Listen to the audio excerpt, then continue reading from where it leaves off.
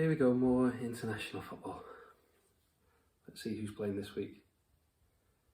Wait, it's not international football anymore. The international break's over. Shut up and sit down.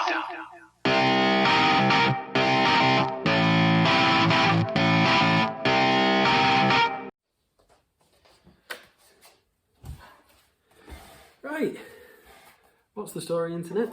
Hope everyone is having a wonderful Friday. Welcome back to the regularly scheduled football. Yes, the international break is over. Finally, this purgatory that we have lived in for the last 2 weeks is over, and we can get back into some league fixtures.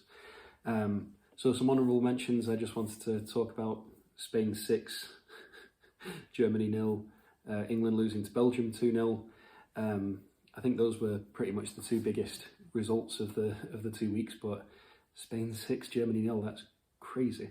That's almost like when Holland beat Spain 5-0, except that was in the World Cup. So, but anyway, enough about international football.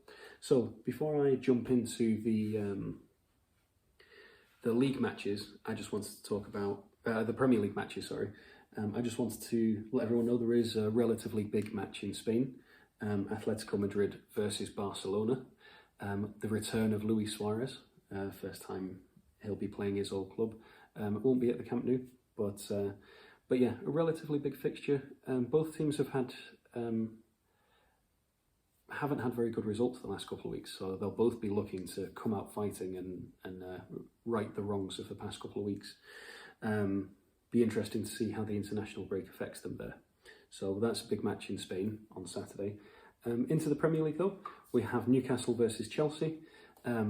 Chelsea have looked relatively good. They have had a couple of draws that shouldn't have been draws and losses that shouldn't have been losses, but they did get a good result just before the break, beating Sheffield United 4-1. Newcastle have had ups and downs. They lost to Southampton last time out, although that's nothing to sniff at the minute with Southampton doing so well. I think this could be an interesting match, but Chelsea on paper should be winning this. Trouble with the international break is it breaks up all rhythm.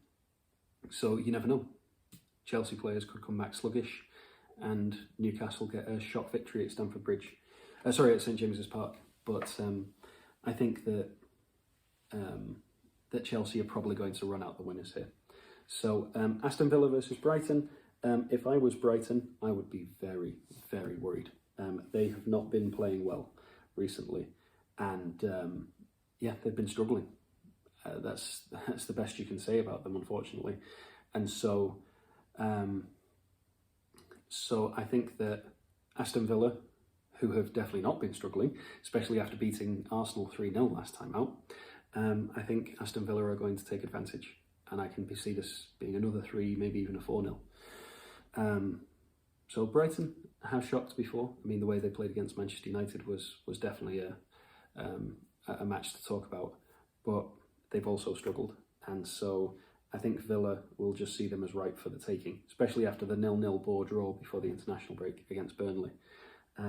So onto the big match in the Premier League of the weekend. Tottenham versus Manchester City. Tottenham are doing much better than Manchester City currently. Just form-wise, I mean, they're second in the table. They are 5 points ahead of City. But as we've seen from this season, form doesn't mean anything. Who you are doesn't mean anything. Who saw Aston Villa doing as well as they saw Southampton? And so that doesn't really mean a lot. So I think this could be an interesting match. You would think that City would win, but I think that Tottenham could be in a position to win this one. Mourinho knows how to grind out a result, but the thing with City is that they just put pen to paper for a new deal for Pep Guardiola. So what better way to prove that it was justified by beating Tottenham in their own back garden? So definitely an interesting one to watch. I'm still going to call it Spurs. I think Spurs are going to spoil the party. Usually if there's a reason to celebrate, it means that your team isn't going to win. And a perfect example of this is with Manchester United and Sir Alex Ferguson's birthday. The amount of matches that we lost on the 1st of January every single year or within that sort of couple of days, whatever the fixture was, we always lost, and it was ridiculous. Didn't matter who we were playing, we always seemed to lose, because it was a special occasion. So, on to the last match for Saturday. We have Manchester United versus West Brom. Manchester United will be feeling very confident after beating Everton, especially after Everton's astronomical start to the season. West Brom will be sort of licking the wounds after losing 1-0 to Tottenham. They didn't play particularly as if they should deserve to win, however, 0-0 in the 70-odd minute, and they still managed to lose. So I think Manchester United will be in prime position for this match. So it'll be interesting to see, but I can't see anything other than a Manchester United win. We've got Alex Telles back. That's fantastic news. He's back from suffering from COVID. Unfortunately, I did read somewhere that it seems that Edinson Cavani did suffer and has to be quarantined, so we might not see him, which is a shame after he scored his first goal against Everton. So only time will tell, but I think just the way that the team have been playing, I wouldn't be surprised if Donny van de Beek started after what he did for Holland. I'm very, very confident for Saturday.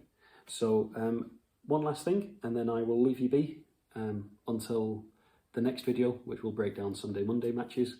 But I just wanted to go through where you can find the matches. So Newcastle versus Chelsea is on Peacock.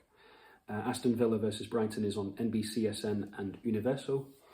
Spurs versus Manchester City is on NBC proper, regular NBC, and also Universo. And then Manchester United versus West Brom is on Peacock. So that's all for the Saturday matches. I hope you are all having a wonderful day, staying safe and keeping out of trouble. And I hope you enjoy a fantastic weekend of football. Thank you very much for watching, and ta-ra for now.